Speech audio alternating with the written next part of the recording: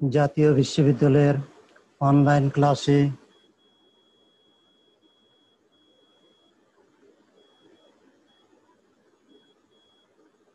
সবাইকে স্বাগতম। করোনাকালীন শিক্ষা কার্যক্রম চলমান রাখার স্বার্থে জাতীয় বিশ্ববিদ্যালয়ের উদ্যোগে অনলাইন ক্লাসে সংযুক্ত হতে পারে আমি নিজে আনন্দিত।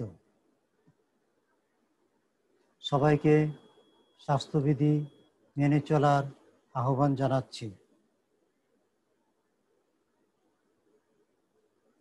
বিশ্ব ইসলামের ইতিহাস ও সংস্কৃতি প্রোগ্রাম অনার্স তৃতীয় বর্ষ, কোর্স কোড 231607। কোর্সের নাম আধুনিক ইউরোপের ইতিহাস, লেকচার নাম্বার 2। লেকচারের শিরোনাম ফরাসি বিপ্লব এবং নেপোলিয়ান বোনাপার্ট। আমি doctor Mohammad Habibur Rahman, MC college, Sylhet. সুপ্রিয় শিক্ষার্থীবৃন্দ,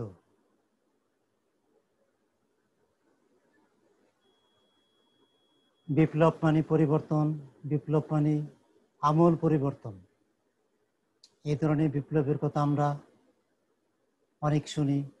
ইউরোপের ক্ষেত্রে শুনি ফরাসি বিপ্লব, শিল্প বিপ্লব, রুশ বিপ্লব বা বলশেভিক বিপ্লব।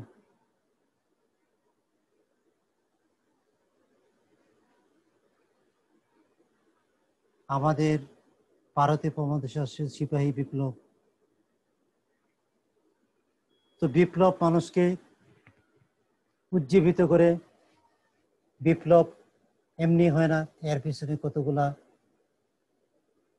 কারণ কাজ করে বিপ্লবের পিছনে। ফরাসি বিপ্লবের মূল বাণী ছিল 3টি: স্বাধীনতা, সাম্য, ভ্রাতৃত্ব।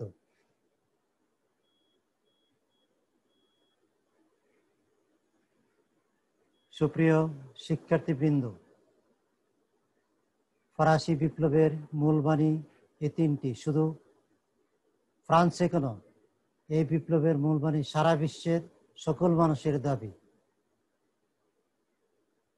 সকল মানুষ চায় স্বাধীনতা, পৃথিবীর সকল মানুষ চায় সমতা, পৃথিবীর সকল মানুষ চায় বন্ধুত্ব, শত্রুতা নয়। এটি ফরাসি বিপ্লবের শাশ্বত বাণী। এই পর্যায়ে যাব আমরা ফরাসি বিপ্লবের কারণ। ফরাসি বিপ্লবের কারণগুলোকে আমি 4টি ভাগে ভাগ করে দেখিয়েছি। এই 4টি ভাগের নাম: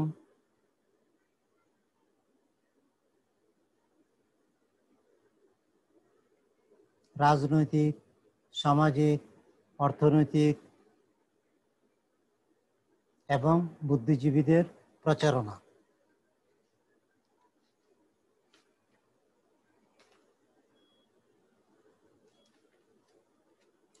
সুপ্রিয় শিক্ষার্থীবৃন্দ, এই পর্যায়ে আমরা যাব রাজনৈতিক কারণ। রাজনৈতিক কারণগুলো কি তার বিশ্লেষণ করব, যাতে আমরা কিছুটা ধারণা নিতে পারি।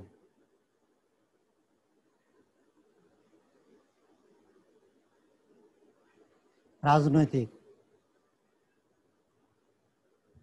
আমরা জানি তৎকালীন সমাজে রাজতন্ত্র ছিল। রাজা নিজেকে ঈশ্বরের প্রতিনিধি বলে মনে করত।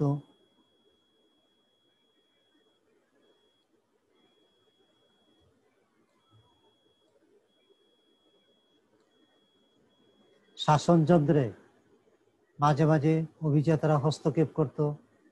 তাদের হস্তক্ষেপকে রাজা ভালো চোখে দেখত না। এরকম একটা বিশৃঙ্খল অবস্থা তৎকালীন সময়ে বিরাজমান ছিল। তারপর রানী অ্যান্টোয়ানেটের অমিতব্যয়িতা। রানী অ্যান্টোয়ানেট রাজা ষোড়শ লুইয়ের স্ত্রী বা রানী। তিনি ছিলেন অস্ট্রিয়ার রাজকন্যা। বুর্ব রাজবংশ পতনের জন্য ঐতিহাসিকগণ অনেকখানি তাকে দায়ী করেছেন। তাছাড়া তৎকালীন সময়ে ফ্রান্স অর্থাৎ 18 শতকে কিছু রক্তক্ষয়ী যুদ্ধে অংশগ্রহণ করে ফ্রান্স ক্লান্ত হয়ে পড়েছিল, যার কারণে রাজনৈতিকভাবে সার্বিক বিশ্লেষণ করলে এমন একটা পরিস্থিতি হয়েছে যে ফ্রান্স একটি বিপ্লবের জন্য অপেক্ষা করছিল।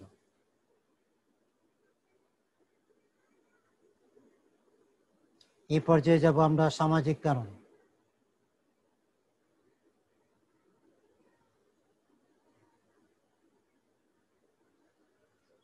সামাজিক কারণের মধ্যে তিনটি জিনিস এখানে আমি উল্লেখ করেছি: যাজক, অভিজাত, সাধারণ জনতা। যারা যাজক তারা ধর্মীয় ক্ষেত্রে প্রাধান্য লাভ করেছিল, অভিজাত তারা সামরিক ক্ষেত্রে প্রাধান্য লাভ করেছিল। যাজক এবং অভিজাত এই দুই শ্রেণীর লোকদের কাছে সমগ্র ইউরোপের বা সমগ্র রাজ্যের ভূমি ছিল, তারাই সমস্ত জমির মালিক ছিলেন। সাধারণ জনতা তারা বুর্জোয়া শ্রেণী বা মধ্যবিত্ত শ্রেণী নামে পরিচিত। তারপর শ্রমিক, কৃষক, কারুশিল্পী সাধারণ জনতার অন্তর্ভুক্ত। তো সবকিছু মিলে যাজক এবং অভিজাতদের যে দাপট, বিশেষ করে জমির ক্ষেত্রে তারা যখন মালিক হয় এবং সাধারণ জনতা তাদের নিকট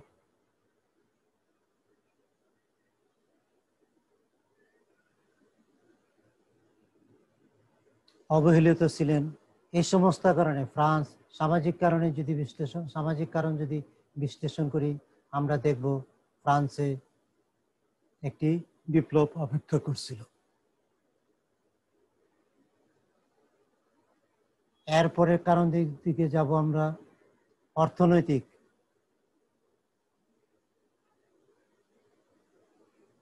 ফ্রান্সের রাষ্ট্রীয় অর্থ ব্যবস্থা অরাজকতা ভরপুর ছিল। বৈষম্যমূলক কর ছিল, টাইট ক্যাপিটেশন, বেটিং এম। এই করগুলো সামরিক প্রয়োজন মেটানোর জন্য ব্যবহার হতো।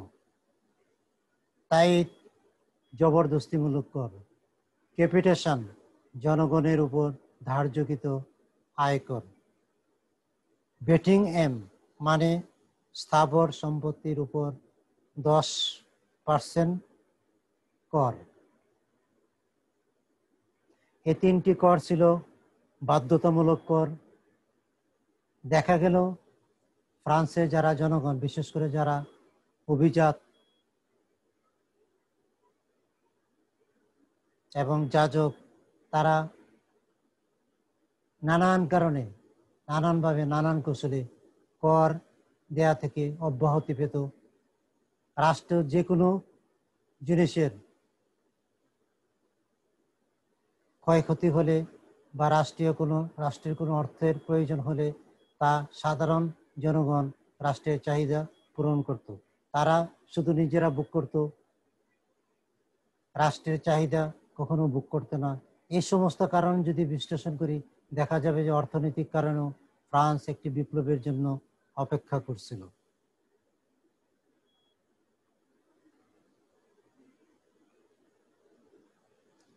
সুপ্রিয় শিক্ষার্থীবৃন্দ, এই পর্যায়ে আমরা বুদ্ধিজীবীদের প্রচারণার কারণ বিশ্লেষণ করব।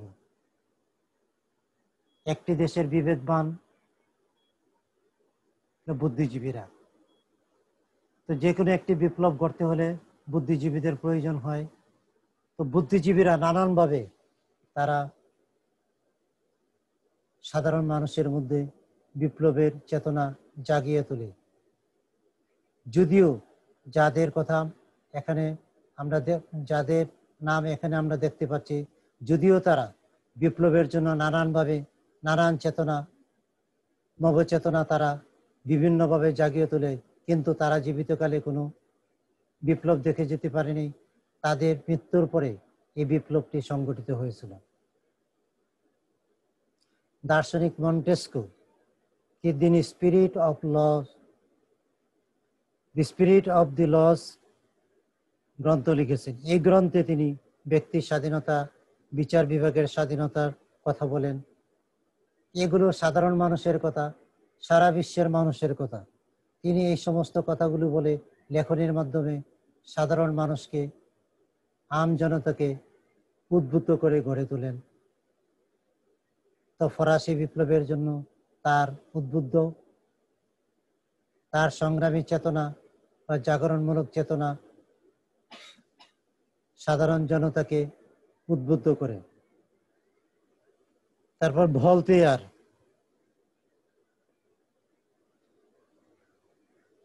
ভলতেয়ার কাব্য, নাটক, প্রবন্ধ লিখে যাজক অভিজাতদের দুর্নীতির কথা জনগণের সামনে তুলে ধরেন, যার ফলে জনগণ সচেতন হয়ে ওঠে এবং তার বিরুদ্ধে কথা বলতে থাকে। তারা সুযোগের অপেক্ষা করতে থাকে।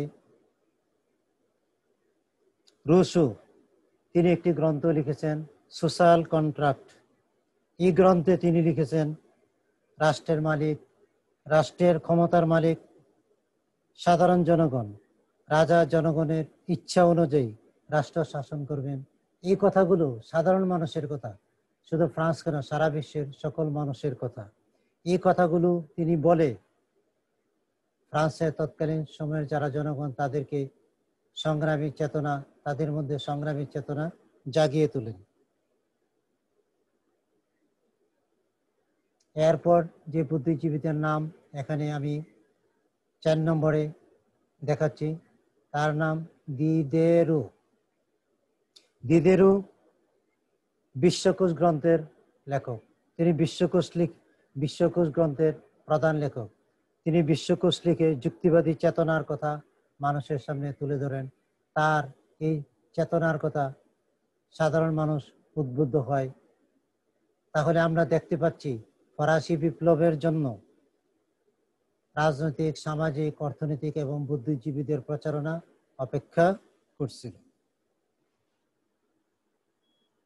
সুপ্রিয় শিক্ষার্থীবৃন্দ, এ পর্যায়ে আমরা যাব ফরাসি বিপ্লবের ঘটনা প্রবাহের দিকে।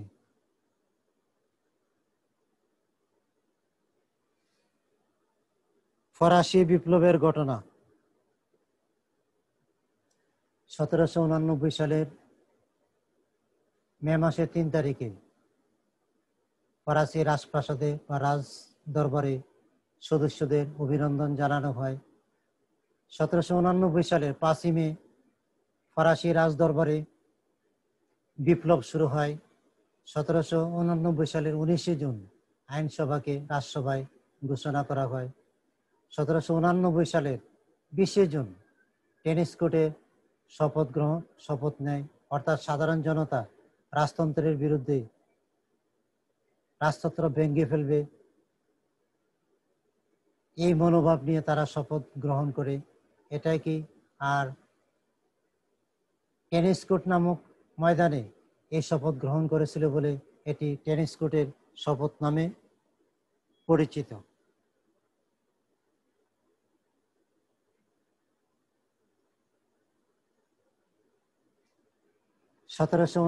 সালের 9 জুলাই সংবিধান রচনার কাজ শুরু হয়। 14 জুলাই 1789 সালের 14 জুলাই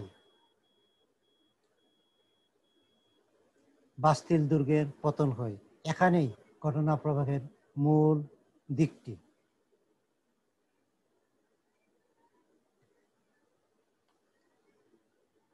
অনেক সময় প্রশ্ন করা হয় কোন দুর্গ আক্রমণের মধ্য দিয়ে ফরাসি বিপ্লব শুরু হয়। তার উত্তর হলো বাস্তিল দুর্গের আক্রমণের মধ্য দিয়ে। 1789 সালের 14 জুলাই বাস্তিল দুর্গের পতন হয়। এবার আমরা জেনে নিই বাস্তিল দুর্গ কি। বাস্তিল দুর্গ বড় ধরনের কোনো সামরিক ঘাঁটি ছিল না, অথবা হাজার হাজার সৈন্যের সমাবেশও ছিল না, কিন্তু দুর্গটি ছিল বুর্বু শাসকদের ক্ষমতার একটি প্রতীক। তাই বাস্তিলের পতন মানে হলো পুরাতন সমাজ ব্যবস্থার পতন। রাজ পরিবারের সবাই ভার্সাই থেকে প্যারিসে আসে। 1789 সালে 26 আগস্ট ব্যক্তি ও নাগরিক অধিকার ঘোষণা। সুপ্রিয় শিক্ষার্থীবৃন্দ, এ পর্যায়ে যাব আমরা 1789 সালের 5ই অক্টোবর। আমরা দেখতে পাচ্ছি রাজা ও রানীকে প্যারিসে, ভার্সাই থেকে প্যারিসে আনয়ন করেন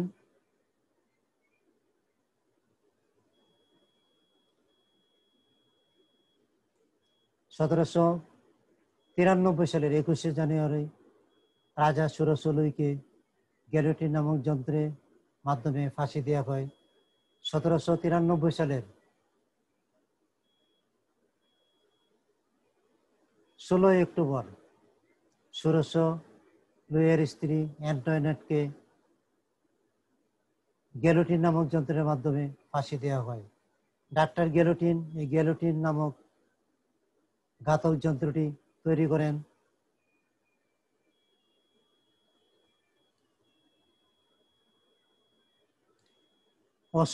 রাজা ও রানী সহ অসংখ্য মানুষকে এই গ্যালোটিন নামক যন্ত্রের মাধ্যমে ফাঁসি দেওয়া হয়।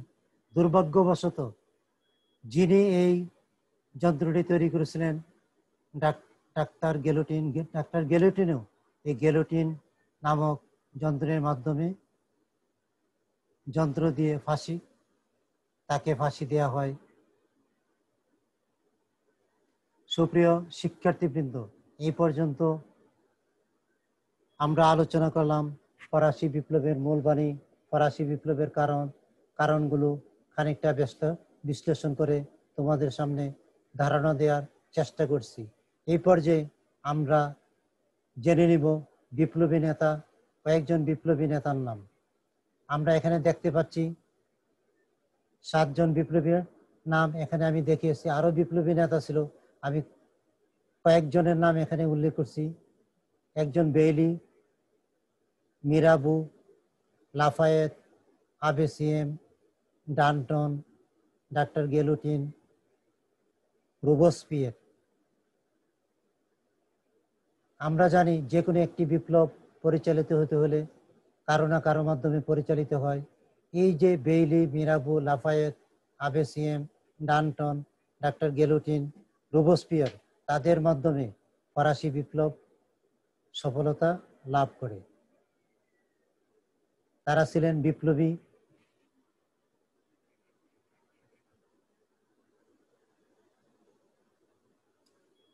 বিপ্লবী সরকারের অগ্রগতি। ফরাসি বিপ্লব ঘটলো, বিপ্লবী সরকার প্রতিষ্ঠিত হলো। তো বিপ্লবী সরকার কি কি কাজ করেছে আমরা এই পর্যায়ে এগুলো জানার চেষ্টা করব। 10 বছরে অর্থাৎ 1789 থেকে 1799 সময়কাল পর্যন্ত 4টি বিপ্লবী সরকার নানা সংস্কারের মাধ্যমে নতুন ফ্রান্সকে শাসন করে। আমি আবার বলছি, 10 বছরে 4টি বিপ্লবী সরকার নানা সংস্কারের মাধ্যমে নতুন ফ্রান্সকে শাসন করে।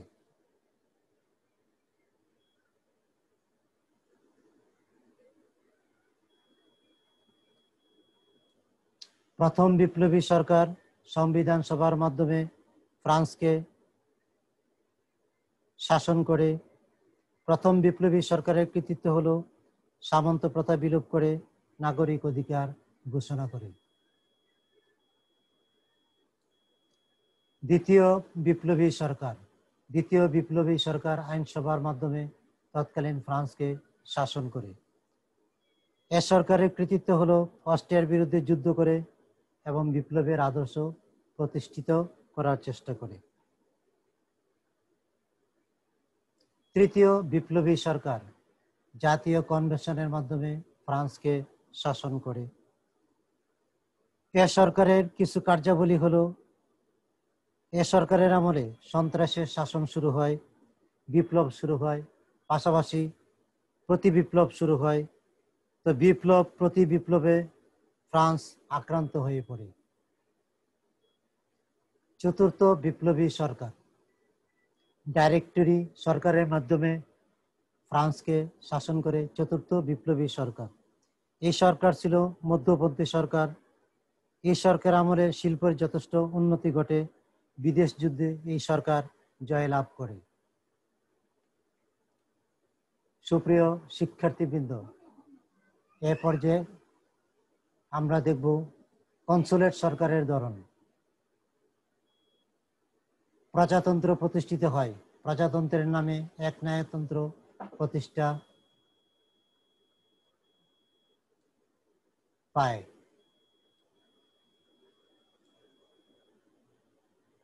নেপোলিয়ন আজীবন কনসাল নিযুক্ত হন।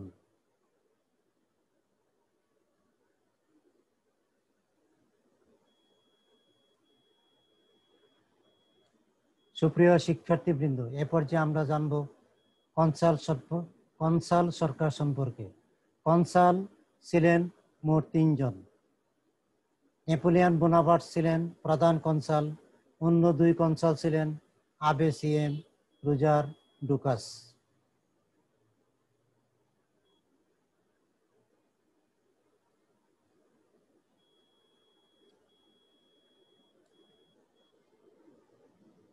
সুপ্রিয় শিক্ষার্থীবৃন্দ, ফ্রান্স আগে ছিল রাজতান্ত্রিক সরকার, রাজতন্ত্র। এই রাজতন্ত্রের বিরুদ্ধে সাধারণ জনগণ লড়াই করেছে। লড়াই করে প্রজাতন্ত্র প্রতিষ্ঠা করে প্রজাতান্ত্রিক ফ্রান্স আবার সাম্রাজ্যে পরিণত হয়। যে রাজতন্ত্রের বিরুদ্ধে ফরাসি জনগণ বিপ্লব করেছিল, সে রাজতন্ত্র আবার 15 বছর পর অন্য আদলে ফিরে আসে। পার্থক্য কি? পার্থক্য হলো নেপোলিয়নের রাজতন্ত্র ছিল জনকল্যাণমূলক। নেপোলিয়ন সম্রাট হলেও বিপ্লবকে ধ্বংস করেননি। তার সাম্রাজ্যে বিপ্লবের প্রভাব ছিল। সুপ্রিয় শিক্ষার্থীবৃন্দ, এ পর্যায়ে আমরা জেনে নিব নেপোলিয়ন বোনাপার্ট সম্পর্কে এক নজরে। নেপোলিয়ন বোনাপার্টের কথা কে না জানি? সারা পৃথিবীর এমন খুব কম লোক আছে ইতিহাস অনুরাগী যারা যে নেপোলিয়ন বোনাপার্ট সম্পর্কে জানেন না। নেপোলিয়ন বোনাপার্ট তিনি দেশের সেবা করেছেন।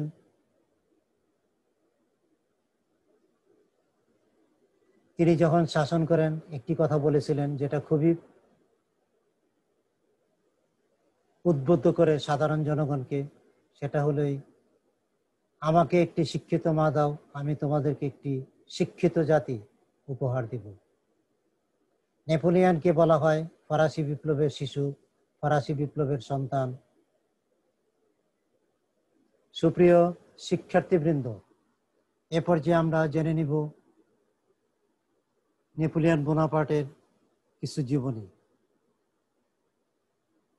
নেপোলিয়ন বোনাপার্ট 1769 সালে ইতালির কর্সিকা দ্বীপে জন্মগ্রহণ করেন। 1796 সালে ফরাসি বাহিনীর নেতৃত্ব দিয়ে তিনি ইতালি অভিযান করেন। তিনি ইতালিতে জন্মগ্রহণ করে ইতালি কেন অভিযান করেন? কারণ তৎকালীন সময়ে কর্সিকা দ্বীপ, তিনি যখন জন্মগ্রহণ করেন তখন কর্সিকা দ্বীপ ফ্রান্সের অধীনে ছিল। যেটা বলেছিলাম, 1796 সালে নেপোলিয়ন বোনাপার্ট ফরাসি বাহিনীর নেতৃত্ব দিয়ে ইতালি অভিযান করেন। 1798 সালে নেপোলিয়ন বোনাপার্ট ফরাসি বাহিনীর নেতৃত্ব দিয়ে মিশর অভিযান করেন।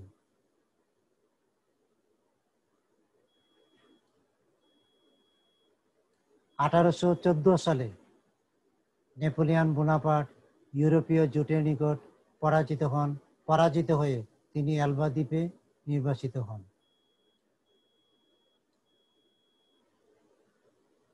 1815 সালে ওয়াটারলুর যুদ্ধে শোচনীয়ভাবে নেপোলিয়ন বোনাপার্ট পরাজিত হন। পরাজিত হওয়ার পর নেপোলিয়নকে সেন্ট হেলেনায় দ্বীপে নির্বাসিত করা হয়।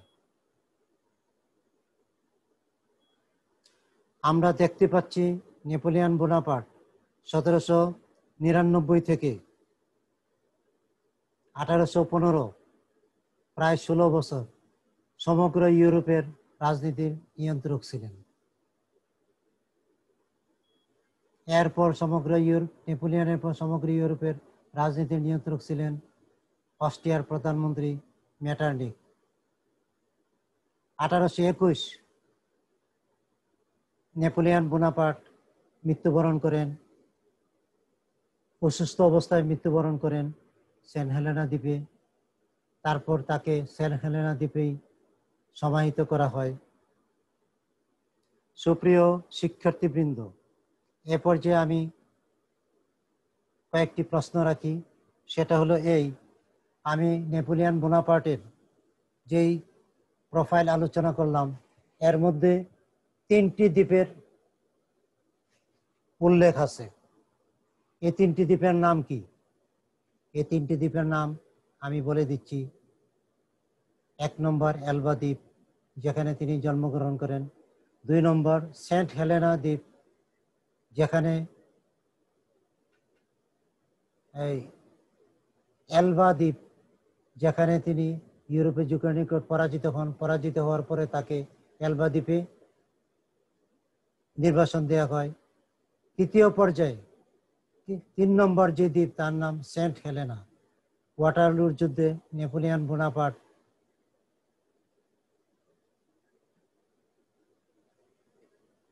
ইংল্যান্ডের নিকট পরাজিত হয়ে শোচনীয়ভাবে পরাজিত হন। পরাজিত হওয়ার পরে তাকে সেন্ট হেলেনায় নির্বাসিত করা হয়। এই যে নির্বাসিত করা হয়, তারপর তিনি আর উঠে দাঁড়াতে পারেননি। সুপ্রিয় শিক্ষার্থীবৃন্দ, এ পর্যন্ত আমি যা আলোচনা করলাম, কি আলোচনা করেছি? আজকে 2 নম্বর লেকচারের আলোচ্য বিষয় ছিল, লেকচারের শিরোনাম ছিল নেপোলিয়ন বোনাপার্ট এবং ফরাসি বিপ্লব। ফরাসি বিপ্লবের সাথে নেপোলিয়ন বোনাপার্টও সম্পৃক্ত ছিলেন।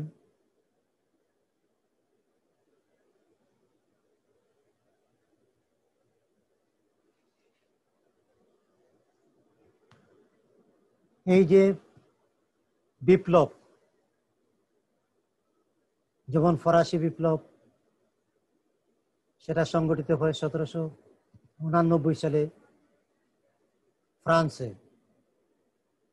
আবার ইংল্যান্ডে শিল্প বিপ্লব হয়েছিল।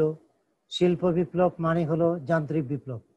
তো 2 বিপ্লবের মধ্যে পার্থক্য হলো এই, ইংল্যান্ডের যে শিল্প বিপ্লব হয়, এই শিল্প বিপ্লবের মূল ধারা ছিল পুরাতন সমস্ত সমাজ ভেঙ্গে নয়, পুরাতন সমাজ ঠিক রেখে সামনের দিকে অগ্রসর হতে হবে। আর ফরাসি বিপ্লবের মূল কথা ছিল পুরাতন সমাজ ভেঙ্গে দাও, নতুন সমাজ গড়ো। এই দিকটি আমাদেরকে বুঝতে হবে। 2 জন 2 ধারায় রাজনীতি করেছিলেন। একজন ছিলেন উদারনীতি, আরেকজন ছিলেন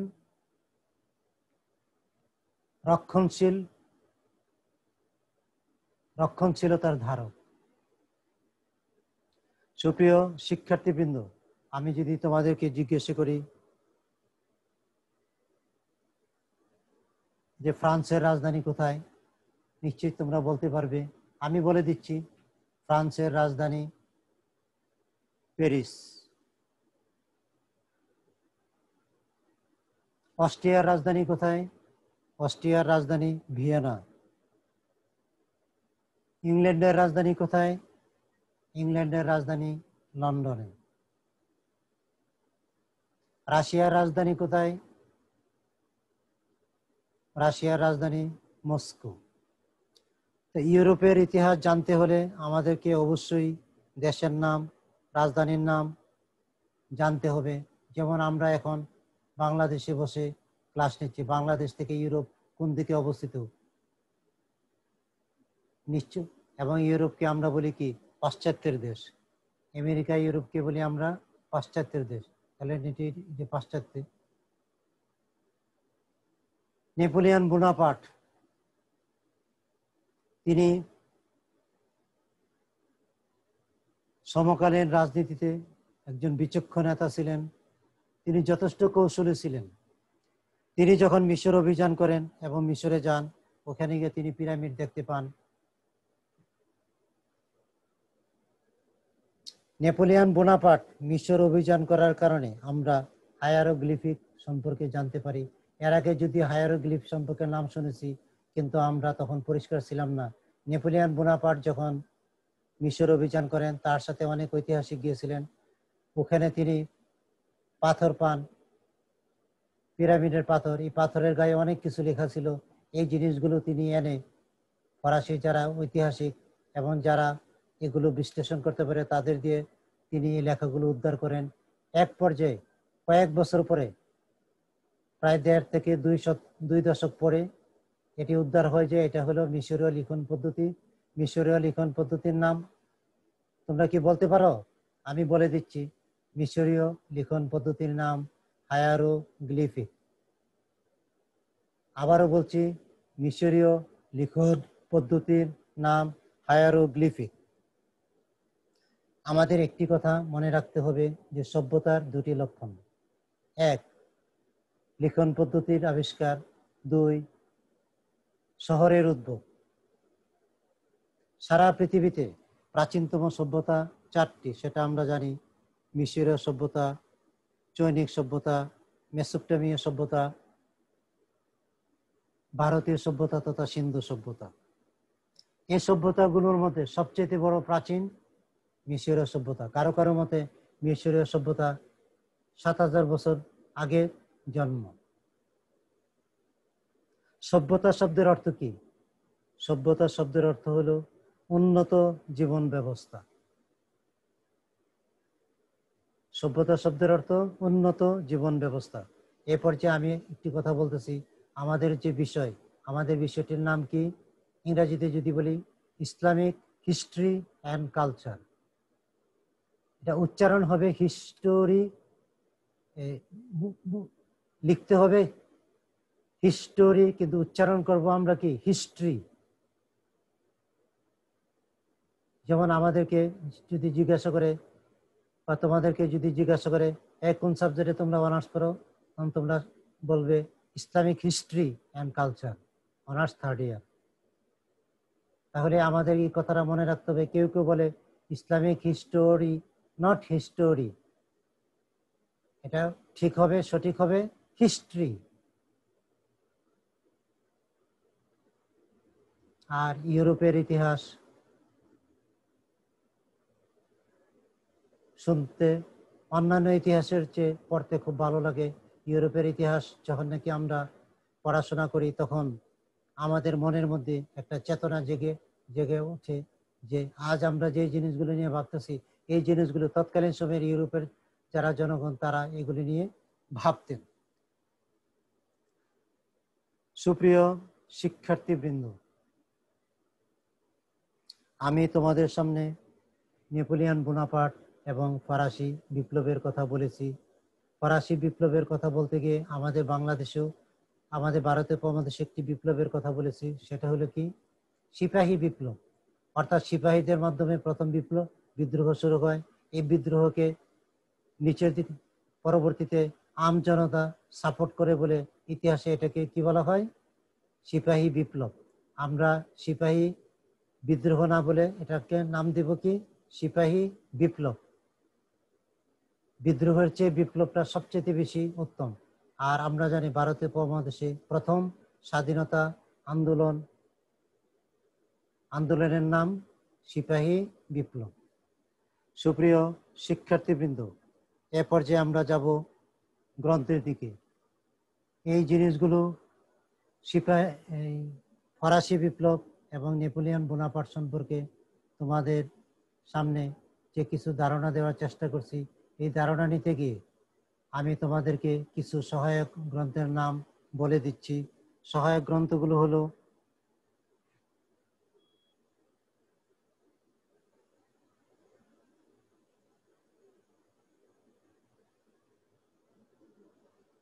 দি ফ্রেঞ্চ রেভলিউশন। এই গ্রন্থটি লিখেছেন থমাস কার্লাইল। আমরা আবার জেনে নিব এই গ্রন্থটির নাম কি? দি ফ্রেঞ্চ রেভলিউশন। রেভলিউশনের বাংলা অর্থ বিপ্লব। এটি লেখক থমাস কার্লাইল। তারপর আরেকটি বিখ্যাত গ্রন্থ আছে, a short history of modern Europe. আবারও বলছি, এই গ্রন্থটির নাম a short history of modern Europe. এর বাংলা অর্থ কি? আধুনিক ইউরোপের সংক্ষিপ্ত ইতিহাস। এটি লিখেছেন রিকার। তারপর যে কথাগুলো আমরা বাংলায় জানতে চাই, আধুনিক ইউরোপের ইতিহাস একটি গ্রন্থ আছে, অর্থাৎ ফরাসি বিপ্লব থেকে দ্বিতীয় বিশ্বযুদ্ধ পর্যন্ত